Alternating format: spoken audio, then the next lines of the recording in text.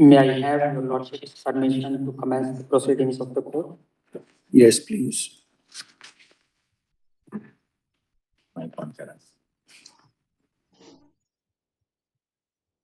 My esteemed brother and sister judges, learned Attorney General Shri R. Venkatramani, learned Solicitor General Shri Tushar Mehta, learned law officers, Shri Vikas Singh, President Supreme Court Bar Association, Shri Manoj Kumar Mishra, President Supreme Court Advocates on Record Association, members of the bar, family members of Shri Justice G.T. Nanavati, late Shri Justice S. Ranganathan, and late Shri Justice D.P. Mohapatra, who are present here and who have joined online, ladies and gentlemen. We have gathered this afternoon to remember and pay homage to Shri Justice G.T. Nanavati, Shri Justice S. Ranganathan, and Shri Justice D.P. Mohapatra, all three who had adorned the bench of this court. Shri Justice Girish Thakurlal Nanavati was born on 17th of February 1935. He hailed from a family of lawyers. His father, late Shri Thakurlal Nandkishore Das Nanavati, was an eminent lawyer of his times who practiced in the district court Bharuch. His grandfather and uncle too were in legal profession. He obtained his bachelor's degree in economics and politics from St. Xavier's College, Bombay, and in law from Government Law College, Bombay in the year 1956.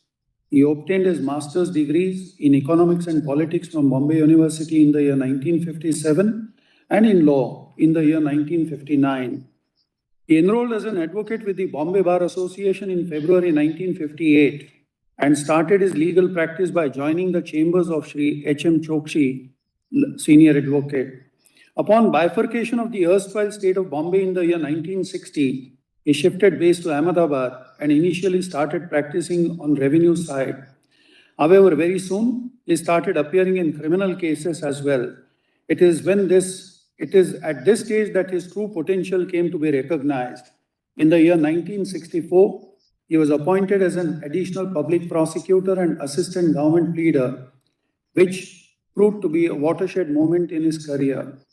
Acknowledging his merit, he was appointed as permanent judge of the High Court of Gujarat on 19th of July 1979. He became the acting Chief Justice of the High Court of Gujarat in the year 1992 for a short while and was the senior-most judge of the High Court of Gujarat till December 1993. He was the Vice Chairman of the Legal Aid Advisory Board of Gujarat State for 3 years, in which capacity the legal aid program in the state got a new boost. He also served as Chairman under the Prevention of Anti-Social and National Security Act for 3 years from 1979. He was transferred to the High Court of Orissa on 14th of December 1993. He was appointed as the Chief Justice of the High Court of Orissa on 31st of January 1994 and was transferred to the High Court of Karnataka as the Chief Justice on 28th of September 1994. He was elevated to the Supreme Court on 6th of March 1995 and demitted the office on 16th of February 2000. During his tenure in the Supreme Court, he authored several landmark judgments, particularly in the field of criminal law, taxation, and service law. Some of his notable decisions were in Paschim Banga Khed Mazdoor Samiti versus State of West Bengal. The bench of Justice S.C. Agarwal and Justice G.T. Nanavati delivered a landmark judgment on the right to emergency health care and declared that the right to life enshrined in the Constitution of India imposes an obligation on the state to safeguard the right to life of every person and that preservation of human life is of paramount importance. It was further held that denial of timely medical treatment necessary to preserve human life in government-owned hospitals would be a violation of this right. In Air India versus Cochin International Airport Limited, His Lordship delineated the scope of judicial review in contractual matters. It was held that the scope of judicial review is confined to scrutiny of the decision-making process. The decision could be annulled only if it was vitiated by malafide arbitrariness or total unreasonableness. It was emphasized that judicial intervention would be warranted only when the overwhelming public interest so required. In Rashmi Kumar versus Mahesh Kumar Bhada, the bench of Justice K. Ramaswamy and Justice G.T. Nanavati observed that the Stridhan is the exclusive property of the wife. It was held that if the in-laws of the woman have dominion over the Stridhan and it is not returned to her despite demands, then a case for criminal breach of trust would be made out against the in-laws. In Sunil Fulchand Shah versus Union of India, he was part of a 5-judge bench of this court, which dealt with the reforms in the criminal justice system. It was inter alia held that the period of parole is to be counted as part of detention period. In J. Jayalalitha versus Union of India, wherein Ms. Jayalalitha and others had challenged appointment of 3 special judges for expedient disposal of cases against her on day-to-day basis, His Lordship held that even in the same area where a special judge has already been appointed, a necessity may arise for appointing one more special judge for dealing with a particular case or group of cases because of some special features of that case or cases for some other special reasons, and that there is no good reason to restrict the power of state government. In Consumer Education and Research Society versus Union of India, wherein the state of Gujarat faced challenges from petitioner society to its attempts to cut down the total area of Narayan Sarovar Chinkara Society, altering its boundaries by resolution passed by state legislature, His Lordship held that it would not be proper to question the decision of state legislature made under Section 26A of the Wildlife Protection Act unless there existed substantial and compelling grounds to do so. Even where the decision was found to have been taken hastily without due consideration of relevant aspects, it would not be prudent to quash the decision unless it was established that the decision would have an irreversible adverse effect on the wildlife and environment. In Bulladas versus State of Bihar, wherein the High Court confirmed death sentence on the ground that the accused was a professional hired killer, His Lordship opined that there was no evidence on record on the basis of which it could have been held that the appellant was a professional killer having previous history of killing others on payment of money. Discarding this circumstance from consideration, he held that it was not a rarest of rare case and commuted death sentence to life imprisonment. He was also part of 9 judges Constitution bench answering the presidential reference, Special Reference 1 of 1998 on questions of constitutional importance with regard to the appointment and transfer of judges. Subsequent to his retirement, he was requested by the Government of India to head a one-man commission of inquiry to inquire into the matter of assault on the lawyers near Parliament House, Delhi. He was also called upon by the Government of India to lead a one-man commission of inquiry for investigating the 1984 anti-Sikh riots following the assassination of the then Prime Minister Srimati Indira Gandhi on 8th of May 2000. And according to his report, the inability to summon the Indian forces on time was a civil administration blunder which caused huge rioting and casualties.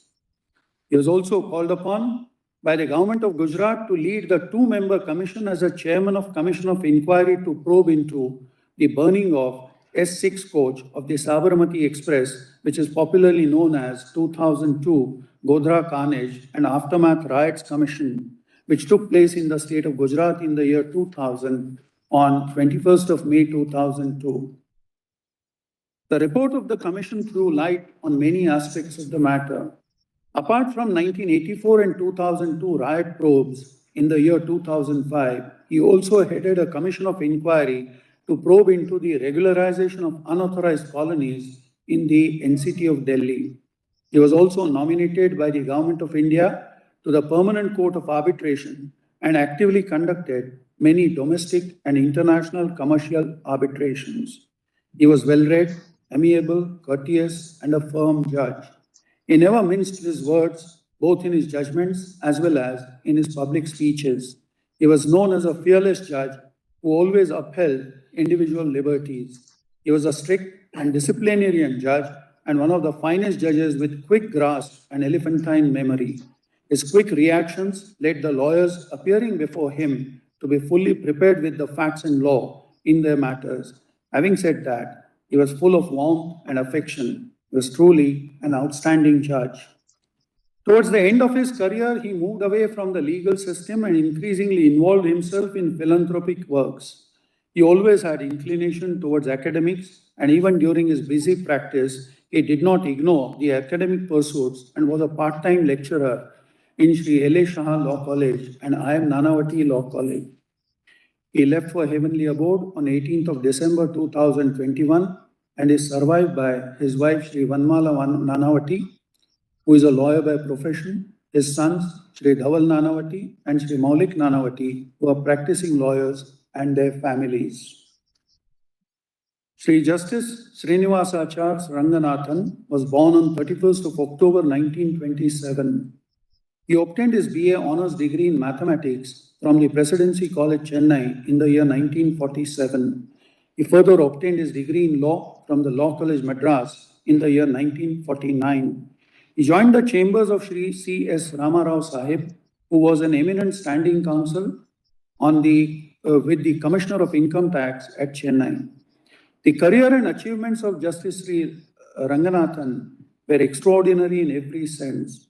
He started his career as a legal practitioner on enrolling at the Madras Bar on 21st of July 1952 and continued to work as a junior lawyer with Sri C.S. Ramarao Sahib.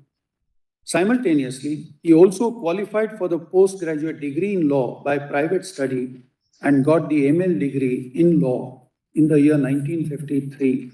On 1st of October 1954, he was appointed as the junior standing counsel to the Commissioner of Income Tax, Madras, and was subsequently appointed as senior standing counsel and worked as such till February 1964, where he played significant role in ensuring that the nation's need for revenue were attempted to be fulfilled fairly and honorably.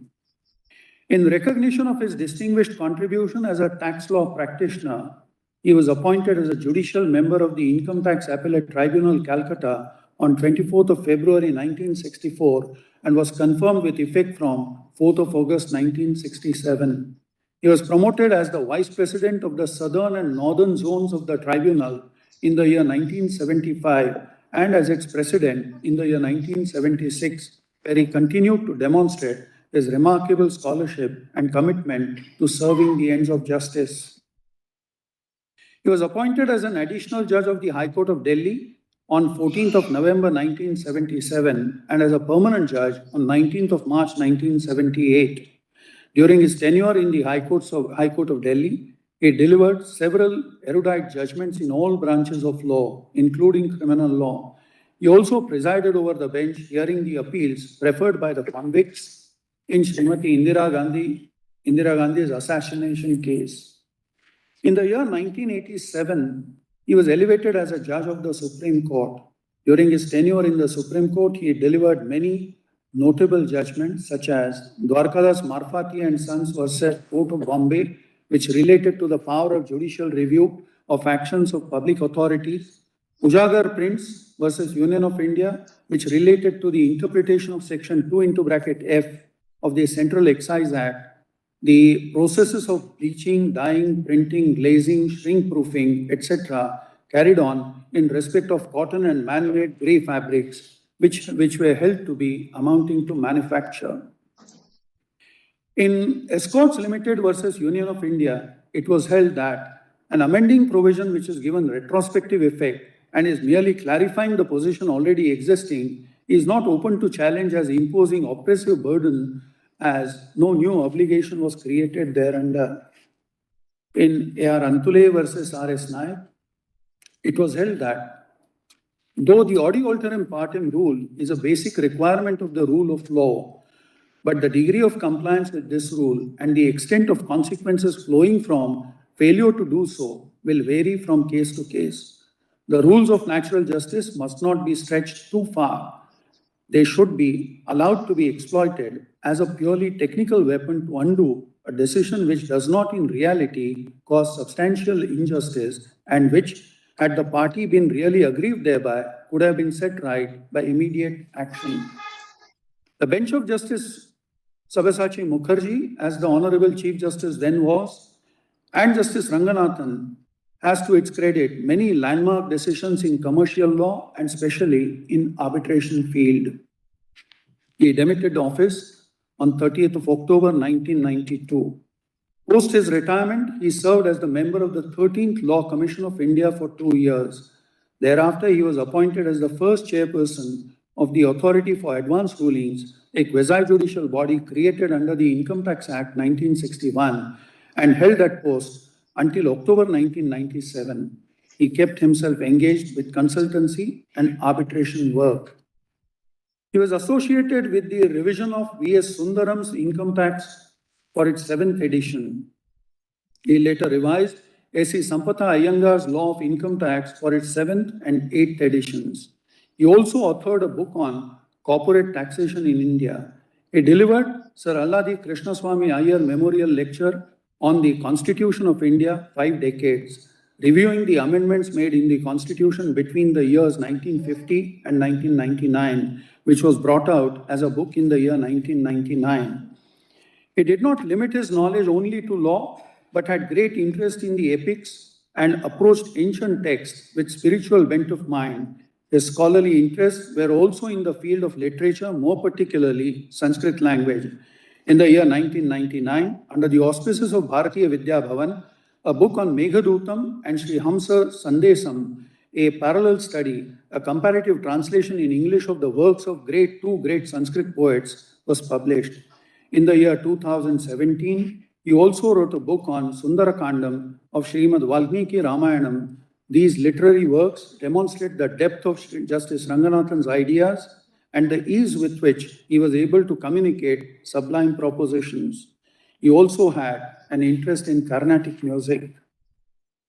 During his school days, he was recipient of Sundari Ammal Gold Medal, and during his college days, he was awarded the Junior Thompson Prize for proficiency in English and was the recipient of Lakshmi Narsa Reddy Gold Medal.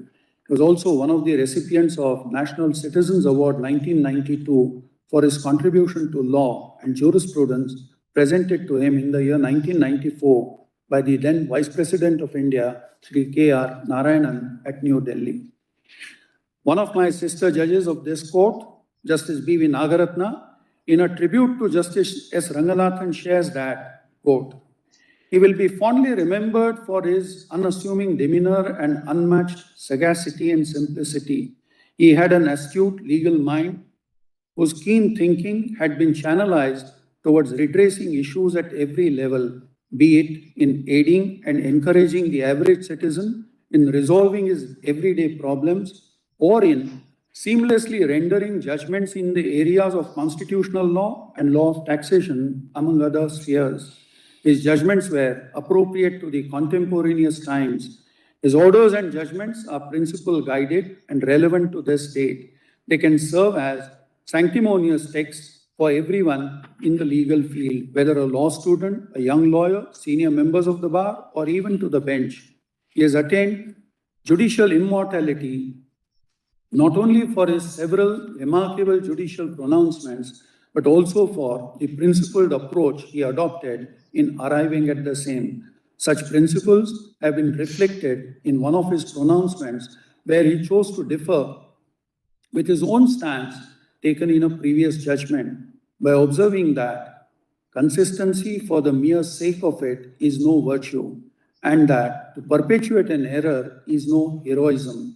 He was a personality of conviction, a person who shed all other considerations to take a stand for justice, to be served in a manner as he believed it to be served. He was a family man who enjoyed the company of friends and families. He had the ability to converse and interact with persons from all walks of life, and he made them feel comfortable and at ease, unquote.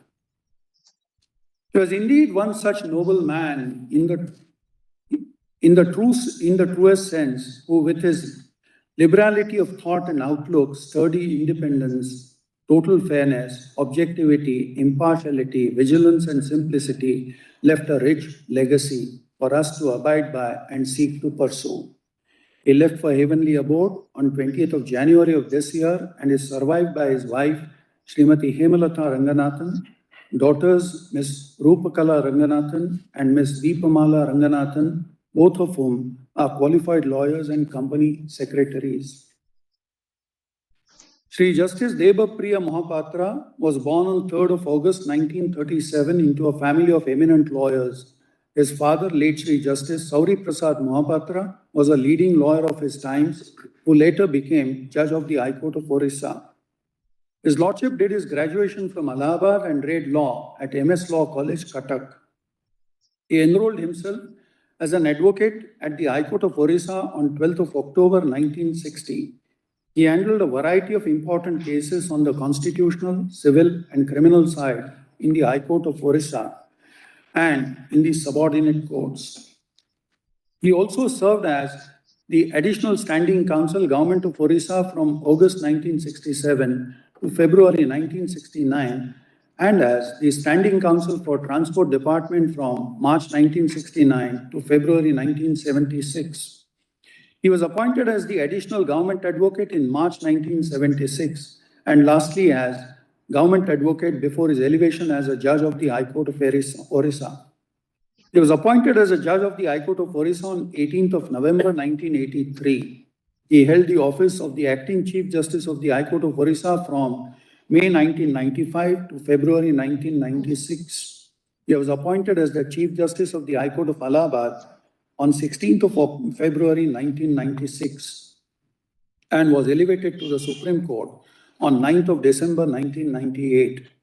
During his tenure, his notable decisions are: in Daniel Latifi, he was part of the Constitution bench that delivered a landmark judgment while interpreting the Hindu Minority and Guardianship Act and upholding the constitutional validity of the Muslim Women Protection of Right on Divorce Act 1986.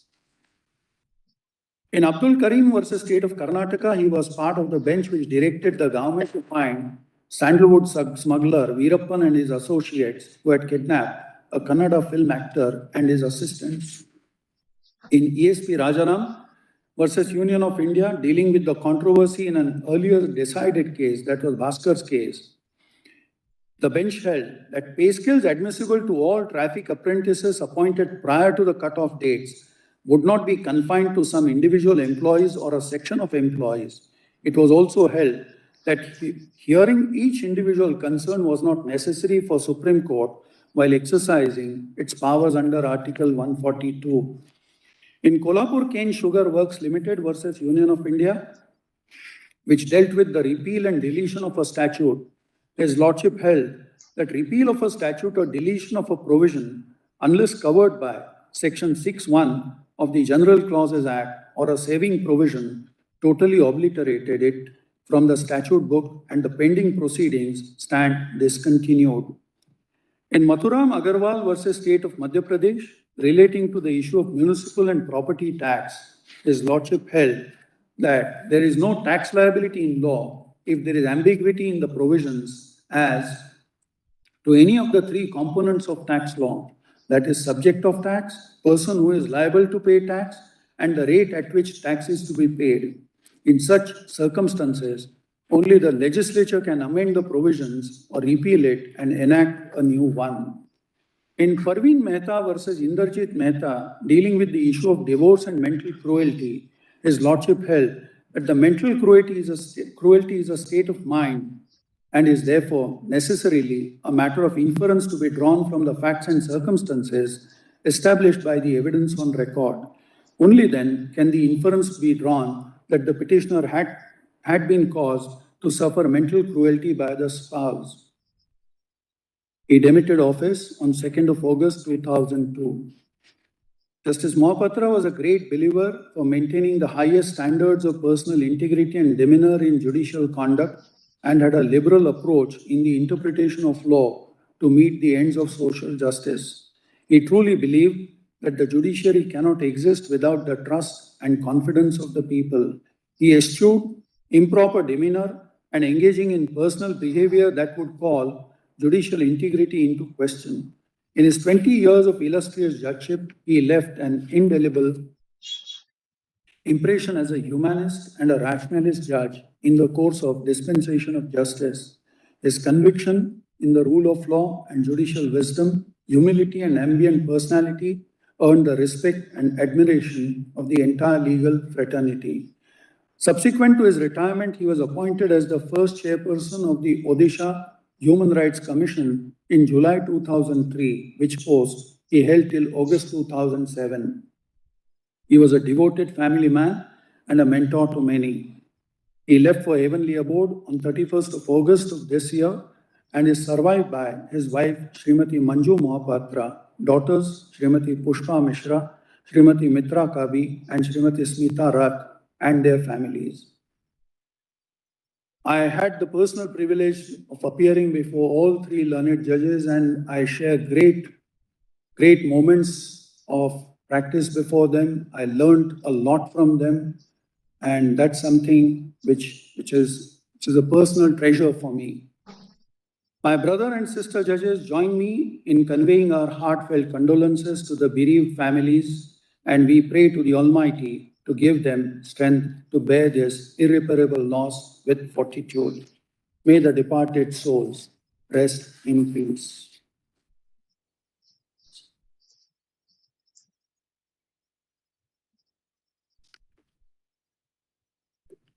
Honorable the Chief Justice of India, Honorable Judges of the Supreme Court, the Solicitor General of India, Additional Solicitor General, President in Office by the Supreme Court Bar Association, President in Office by the Supreme Court Advocates and Record Association, members of the Bar, ladies and gentlemen. You are assembled here today to pay homage to late Mr. Justice G.T. Nanavati, late Mr. Justice S. Ranganathan, and late Mr. Justice Deba Priya Mohapatra, former judges of the Supreme Court of India. Born in a family of lawyers, Justice Girish Thakurlal Nanavati, in a remote village in Jambusara, Bharuch district, state of Gujarat, it is probably preordained that he will enter the legal profession in due course. Graduating from prestigious St. Xavier's College in Mumbai and enrolling in Government Law College in Mumbai to receive his bachelor's and master's degree in law. Launching his professional career in 1958 in the High Court of Bombay, Justice Nanavati shifted his practice to Ahmedabad. In the year 1964, Justice Nanavati was appointed as a public prosecutor, which was then a coveted appointment made for the High Court, and remained as such till he was appointed as permanent judge of the High Court of Gujarat in July 1979. Justice Nanavati served as Chief Justice of the High Court of Orissa and Chief Justice of the High Court of Karnataka, and fondly remembered by the members of the bar in both High Courts. Justice Nanavati served his court for a good period of 5 years, from March 1995 till February 2000. Credit goes to him for having been on the bench with utmost attention, with an ear for details, alert ever to picking up new ideas and perceptions. The Honorable Chief Justice has referred to some of the notable judgments delivered by Justice Nanavati. Each one of them reflect the engagement of deep understanding, creativity, and interpretative dynamics, and what is known as the common law growth. Particularly, Paschim Bengal's case has laid a firm foundation for the right to emergency health care and the right to health in general. After retirement, Justice Nanavati was called upon to lead several commissions of inquiries in Delhi, in Godhra, and I find that the reports given by him are a rich veritable contribution to public law reports. And Justice Nanavati, as it is also nominated to the Permanent Court of Arbitration and continuing with arbitration matters from all over India. Toward the end of his career, Justice Nanavati moved away from the legal system and involved himself in philanthropic work. Justice Nanavati is survived by his wife, Srimati Panna Nanavati, his two sons, Mr. Dawal Nanavati and Ms. Nolit Nanavati, daughter-in-law Sajini Nanavati, and grandson Arav. Mr. Dawal Nanavati is eldest and a practicing lawyer in Gujarat High Court and in Supreme Court. And Ms. Nolit Nanavati is younger son, earlier practicing Supreme Court and settled in Ahmedabad. On my behalf and members of the bar, I express my heartfelt condolences to all his family members and friends. May Almighty bless his departed soul to rest in peace. Ranganathan was born in 1927 in a family of great learning and scholars hailing from Tanjore district in Tamil Nadu. A gold medalist in SSLC, he bagged the prestigious Lakshmi Narasa Reddy Gold Medal in Government Law College, Madras. He had rigorous training in the chambers of C.S. Ramarao after enduring as an advocate in the High Court in 1952, and Mr. Ramarao was an eminent standing counsel in the Income Tax Department. Mr. Ranganathan's equipment as a tax lawyer earned him his position as junior standing counsel and subsequently as senior standing counsel, and later on as a member of the Income Tax Appellate Tribunal. He spent almost 10 good years in the bench of the Delhi High Court from 1977. His judgments in Seth Banaras Das Gupta versus Commissioner of Income Tax in 1978 and Devan Izzat Rai versus Devan Iqbal Ratnanda in 1980 on the question of territorial jurisdiction of the High Courts have held the field and are often cited. His erudition and logically impeccable partial dissent in Antule is a treat along with the powerful dissent of Judge M. Venkatachalaya. Ujgar Prince is remembered for making the distinction between processing and manufacture, where the test of emergence of a new commodity has been cited many hundred times.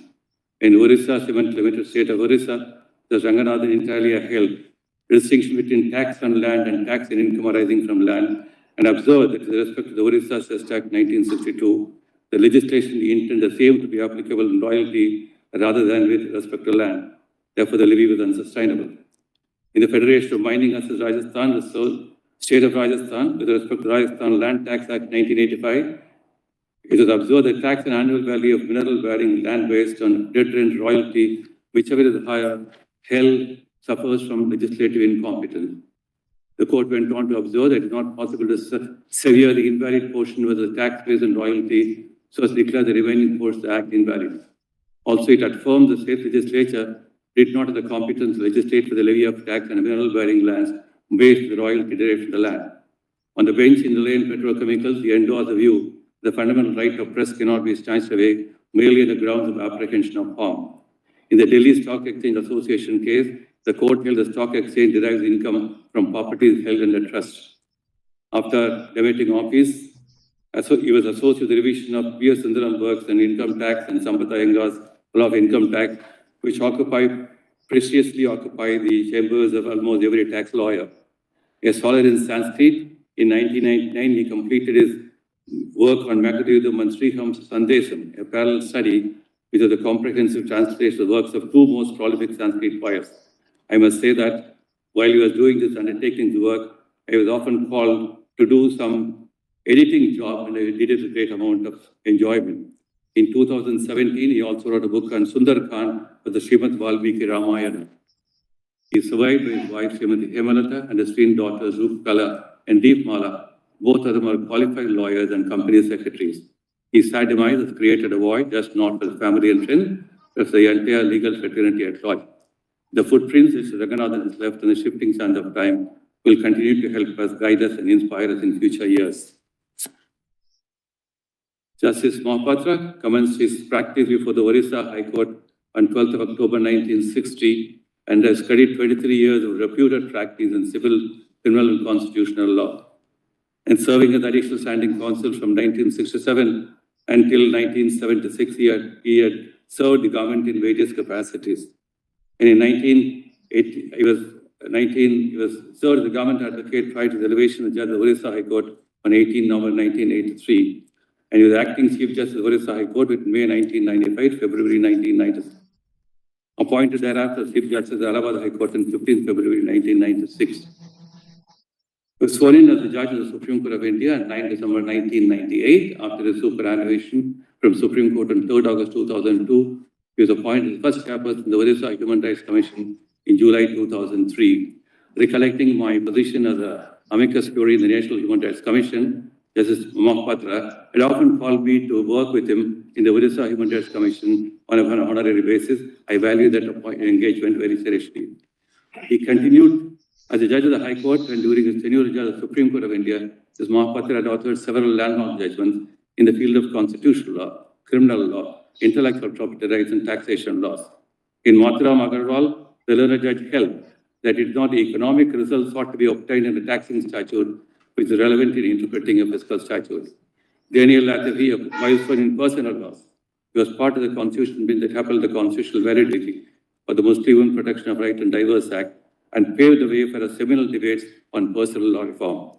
In Abdul Karim, Justice Mohapatra was a part of the Supreme Court bench delicately but firmly handled the job of dealing with the exploits of sandwood smuggler Veerappan and his associates and rescued a kidnapped Kannada film actor and his assistant.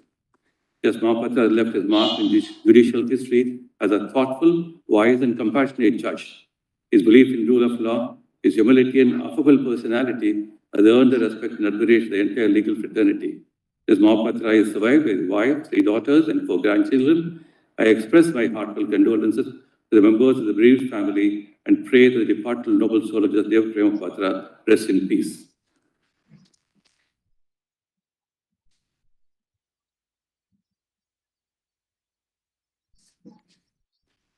Justice U. Lalit, Honorable Chief Justice of India, Honorable Judges of this Court, Shri R. Venkat Ramani, Learned Attorney General for India, law officers, members of the family of late Justice G.T. Nanavati, members of the family of late Justice S. Ranganathan, and members of the family of late Justice Deba Priya Mohapatra, members of the Executive Committee of SCBA, Manoj Mishra, President SCORA, members of the Executive Committee of SCORA, members of the bar, ladies and gentlemen. We have gathered here today to pay our respects to 3 stalwarts of the Indian judiciary, for whom no tribute, no matter how rich and deeply felt, is enough. I nevertheless hope that I can do justice to their memory through these words. I had the privilege to regularly appear before all these honorable judges, and my memory of them was that they were of impeccable integrity and of great intellect. Small towns in Gujarat have a tendency to give this fortunate country some of its most celebrated sons and daughters.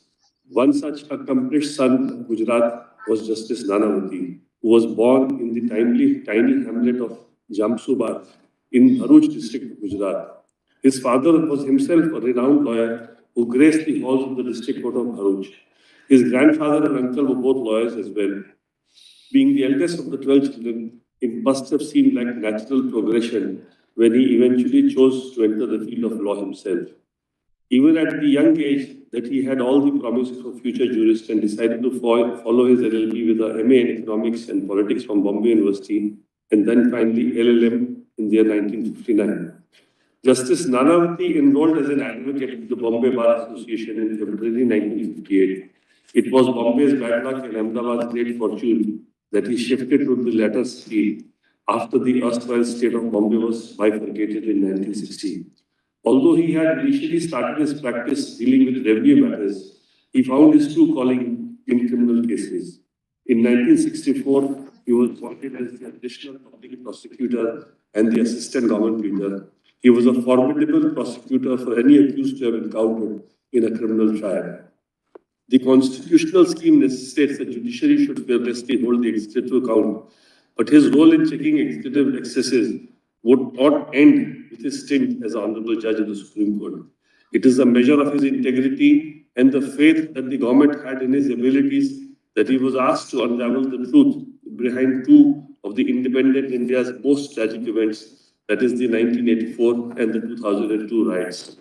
His unrelenting pursuit of truth helped shed light on the events that led to these riots. His report even today are a lesson that we would always remember. Justice Nanavati was appointed as a commission to probe the regularization of unauthorized colonies in the national capital territory of Delhi, a complex challenge that he took on with great ease and dedication. Justice Nanavati was also nominated by the Government of India to the Permanent Court of Arbitration. Justice Nanavati decided a large number of arbitration matters and was involved in the same till his very end. Once a person reaches a certain stature, his legacy is not merely of himself and his kith and kin, and belongs instead to all who follow his footsteps. Having said that, I have no doubt in my mind that his legacy is safe in the hands of his family, his wife, Srimati Hon'ble Nanavati, who is a lawyer herself, his 2 sons, Dhaval and Maulik Nanavati, and his daughter-in-law, Sajana Nanavati. I had the distinct pleasure of mentoring Dhaval when he started his practice, and it gives me great joy to see him emerge as a formidable lawyer in his own right. Justice Ranganathan was born in 1927 in the city of Madras. He did his schooling from the PS High School. He subsequently enrolled at the famous Residency College Madras and finally earned his legal education at the Government Law College Madras. He enrolled in the bar and began a successful career in the field of taxation. In a mere 2 years after he began his practice in 1954, he was appointed as the Standing Counsel for the Income Tax Department. It is a testament to his legal prowess that he was considered a doyen of taxation law in a city like Madras, which had given the country some of its finest minds in the field. A decade later, he was appointed as a judicial member of the Income Tax Appellate Tribunal. He was subsequently elevated as a judge of the Delhi High Court in 77, where he would go on to serve till 1987, in which year he found himself appointed to the Supreme Court. He went on to serve this court with distinction until his retirement in the year 1992. As a judge, Justice Ranganathan brought to his pronouncements an erudition and clarity that conformed to the highest traditions of the Indian judiciary. He is reputed to have done his own extensive research before deciding matters before him. His orders were unfailingly on the point. He never used a sentence when a word would suffice, but did not shy away from elucidating upon his views where it was warranted. It is this quality of his that makes his judgments a pleasure to read, even years after his retirement as a judge. Through his judgments, one is treated to a veritable journey of the statutory provision through his entire history. His commitment to justice was such that he is known to have even decided cases based upon points that weren't argued before him, despite being relevant to the issue at hand. Despite his command over law, he was always encouraging to young lawyers appearing before him, guiding them gently and encouraging them to put forth their case with confidence and without hesitation. After his retirement from the Supreme Court, he was appointed to the Law Commission, where he made several significant recommendations. He was also the first chairman of the Advanced Authority for Advanced Ruling until 1997, after which he chose to retire. Justice Ranganathan chose to spend his free time indulging in his love for Sanskrit. He is survived by his wife and two twin daughters. Justice Deba Priya Mohapatra was born on 3rd of August 37 in Odisha, was the son of an accomplished jurist of the Odisha High Court, Justice S.P. Mohapatra. He did his schooling from the historical Rancho Collegiate School, Cuttack. After securing a degree in Madras Christian College, he went ahead with another degree at the Ewing Christian College, Allahabad, and then finally secured his legal degree from the Madhusudan Law College, Cuttack. He was enrolled as an advocate in the Odisha Bar in 1916 and thus began a career in law that would span 23 years, and he practiced in civil, criminal and constitutional law. His illustrious career at the bar came to an end when he accepted an offer to adorn the bench of the Odisha High Court in 1983. In 1996, he was sent to the Allahabad High Court as its Chief Justice, and in 1998, he was elevated to the Supreme Court and retired in August of 2002. Throughout his judicial career, he exemplified the best virtues of a judge. He is known to have given every lawyer a patient and a very kind hearing, and left every lawyer who argued before him with the satisfaction that he had been given a fair opportunity to present his case. He brought to the bench the knowledge and varied experience with every branch of law. Many of us lawyers who had appeared before Justice Mohapatra can never fail to recall his remarkable quality of having an open mind about the case till the very end. In the aftermath of his death, glowing tributes poured in from every quarter about the sort of human being Justice Mohapatra was. The law was devoid of humanity, is no law worth preserving, and the same is true of those who were tasked with the onerous responsibility of enforcing and interpreting it. Justice Mohapatra was not merely a scholar par excellence, but also a very good human being. It is no surprise then that when the Odisha government was looking for a suitable candidate to help the affairs of the newly created Odisha Human Rights Commission, it chose Justice Mohapatra. In him, the institution found an able steward, and it is a testament to his abilities as a jurist and as a leader that it now functions as an effective tool to ensure that most of the cherished values of our constitution are preserved and observed to their fullest measure. Justice Mohapatra was a devoted family man and a mentor to many. Justice Mohapatra is survived by his wife, 3 daughters, and 4 grandchildren. I, on behalf of the Supreme Court Bar Association, offer our condolences on behalf of the entire bar. to the members of the family of late Shri G.T. Nanavati, late Justice S. Ranganathan, and late Justice Deba Priya Mohapatra. May their souls rest in divine peace.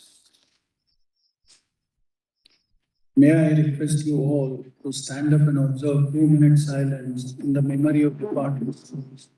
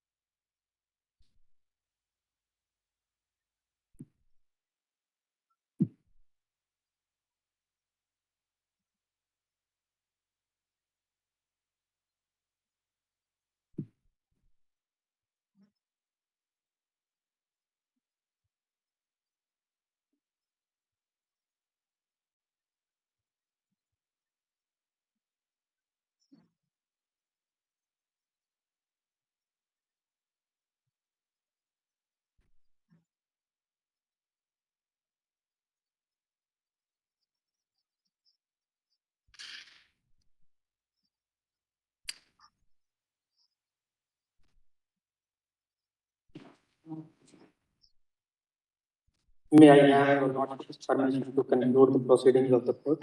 Yes, please.